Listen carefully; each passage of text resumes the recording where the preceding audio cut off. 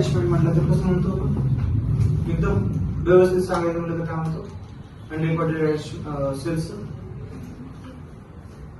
Credit to trading account add in sales as unrecorded sales inner column. आणि दुसरा effect add करून आपण तिथे ऍड करून आपण काय करतो? आउटरला करतो. दुसरा effect balance sheet asset side adding sundry debtors as unrecorded sales in inner column आणि टोटल करून काउंटर करतो. जर मला फास्ट ऍडजस्टमेंट पार्ट करायचं एकदम फास्ट अनरेकॉर्डेड सेल्स. ओके, तुम्हाला सांगितलं काय काय लोक खूप वेळ घेतात सांगा. तर पहिला इफेक्ट टीआर सीआर, दुसरा effect balance sheet asset side. मग तुम्ही काय करणार इथं सांगायचं फर्स्ट इफेक्ट काय करणार किंवा एवढं सांगितलं ते चालतंय. Unrecorded sales TR CR adding sales एवढं सांगितलं तरी चालतं. आणि इकडे काय ऍडिंग सन्ड्री डेटर्स. एकदम फास्ट. काय म्हणून ऍड करायचं सर क्वेश्चन आहे तर काय म्हणून अनरेकॉर्डेड सेल्स.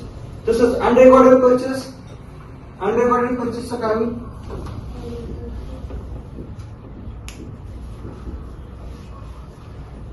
सरी लक्षात कसं ठेवायचं? तर मी अगोदर सांगितलं अकाउंट मध्ये काय असतं ऍडजस्टमेंटचे इफेक्ट असतात दोन. एक डीआर आणि सीआर झालाच पाहिजे.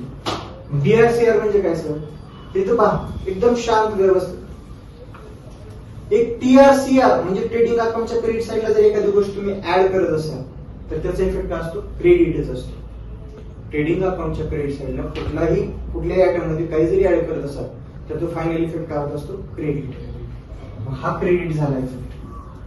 बॅलन्स शीट असेट साइडचं प्रत्येक आयटमचं बॅलन्स डेबिट असतं. कुठलं बॅलन्स असतं? डेबिट. आणि त्या गोष्टीमध्ये कुठलीही गोष्ट ऍड करत असाल तर त्याचा फायनल इफेक्ट काय होत असतो? डेबिट. काय होत असतो? डेबिट. मग सर इथे मायनस करत असेल तर फायनल इफेक्ट काय होणार? क्रेडिट. अपोजिट इफेक्ट काय होतो? क्रेडिट. मग इथं फायनल इफेक्ट काय झाला? ऍड केल्यामुळे डेबिट. मग ऍडजस्टमेंटचे इफेक्ट बघा डीआर सीआर सीआर डीआर हे होत असतो लक्षात ठेवा. तसंच पुढे जर आलं म्हणजे असं लक्षात ठेवा बॅलन्स शीट मध्ये ऍड करायचं का लेस करायचं कधी कधी कन्फ्युजन होतं की नाही तुम्हाला? त्यामुळे सांगतोय अनरेकॉर्डेड परचेस सेम टीआर डीआर पण इथे ऍडिंग काय करतो आपण? Adding purchase.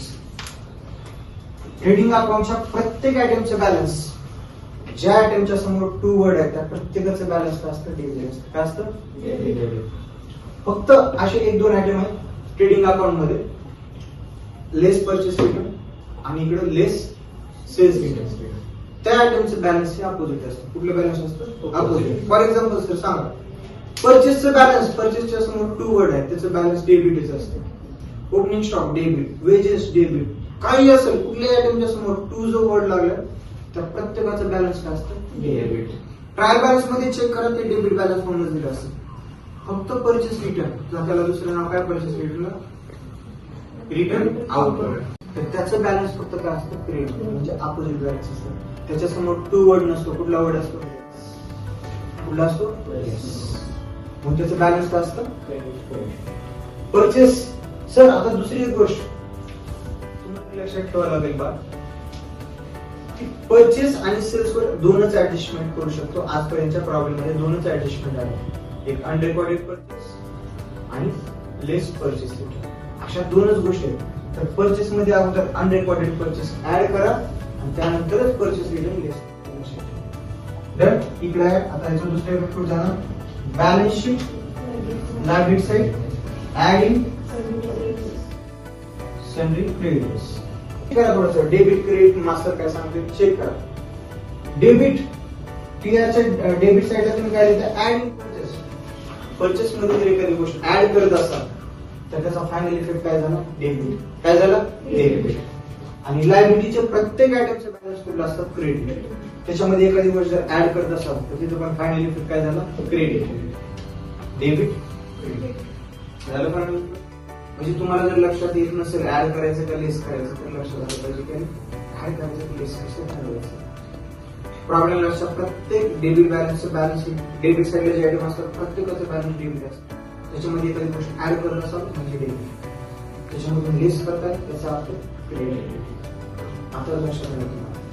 म्हणजे एक डेबिट केला तर दुसरा काय व्हायला पाहिजे